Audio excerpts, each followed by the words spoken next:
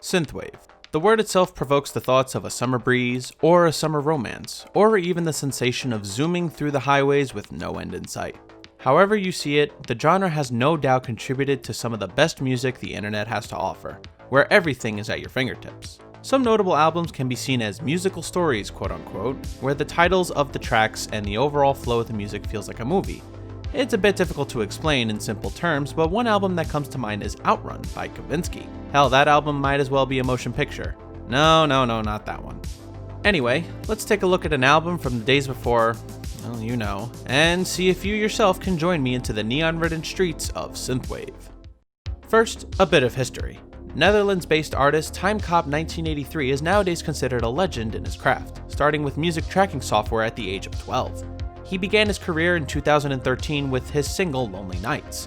Later that year, he also released the synthetic romance EP, Childhood Memories, and finally, Journeys, which I started with when introduced to TimeCop. He didn't gain major steam until 2015 with Reflections, a 16-track beast with so much to give. A masterful album from start to finish. Notable tracks would include literally everything. 2016 saw the duo of bangers called Lovers Part 1 and Part 2, a very heartfelt album with some tearjerkers for certain. In conjunction to this, he also got international recognition through the label New Retrowave.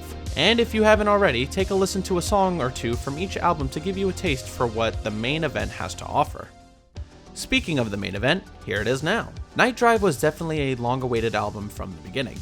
And when it finally came out on digital, I was super hyped. And the vinyl came in two flavors, a solid purple or an immaculate blue-black swirl, which will be hitting the platter for this review.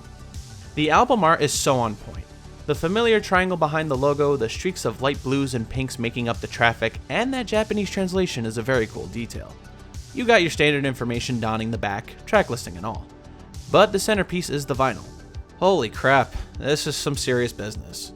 Besides the fact that it looks like Jolly Ranchers and black licorice got melted on the dashboard of a car, it fits the whole color aesthetic going on. It also looks kind of hypnotic while in use.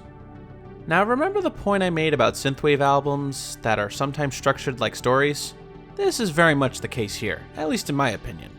Throughout these 11 tracks is a story with themes of escaping to a plane of ecstasy, recalling a lost love, moving on from your past, and looking toward the future, all in analog synth glory.